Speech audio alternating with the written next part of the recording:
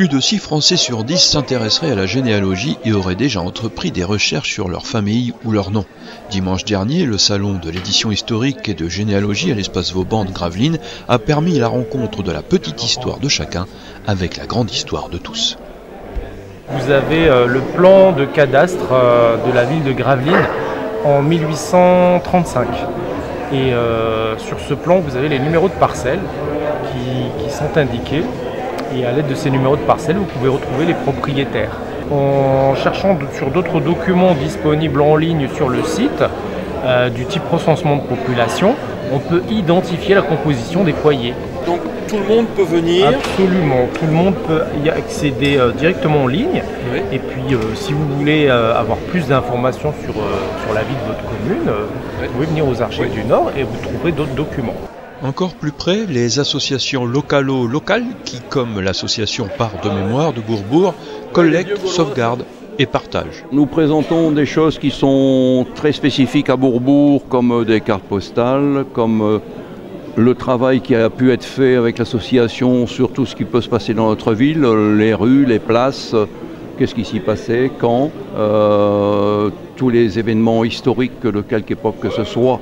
Nous collectons tout cela pour donc le repartager. Repartager notamment avec qui est en recherche d'informations sur sa famille, sa rue, son quartier, sa commune. Pour les personnes qui ne connaissent pas ou qui voudraient avoir une idée d'eux ou qui ayant, je vais dire, le petit bout de ficelle dans les doigts qui savent pas ce qu'il y a derrière, on les aide à tirer dessus avec ce que nous avons, c'est-à-dire que par rapport à ce qu'ils nous disent, on peut remonter vers une piste. Il y a des moyens maintenant avec les mots-clés et d'autres en informatique de pouvoir retrouver des choses intéressantes. Alors que si vous recherchez, je vais dire bêtement, comme quelqu'un qui tape sur un ordinateur sans vraiment savoir où aller, vous ne trouverez rien ou vous passerez 15 jours à trouver une chose que eux trouvent en 10 secondes.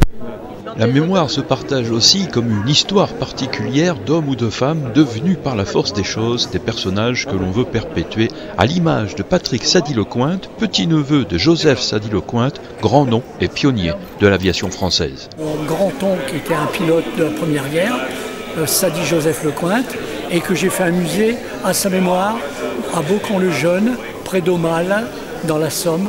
Voilà. Et j'ai écrit pour lui, c'est uniquement pour sa mémoire, avec le Souvenir français qui est là derrière. Je fais partie, vice-président du Souvenir français d'Arras. Et puis il y a l'histoire qu'on revisite, qu'on raconte d'une autre façon. Elle repose sur des faits réels, mais vous emporte dans un tourbillon romanesque. C'est un peu ce que propose Denis Jaillot. Alors ce livre-là, c'est une commande du Conseil régional des Hauts-de-France qui m'ont demandé de m'inspirer d'un salon des peintres qui était sur le thème de Jules Verne. Les peintures sont à l'intérieur du livre. Je me suis inspiré des peintures pour écrire peut-être le 65e livre que M. Jules Verne aurait oublié d'écrire. 2 ans et demi de travail et de recherche.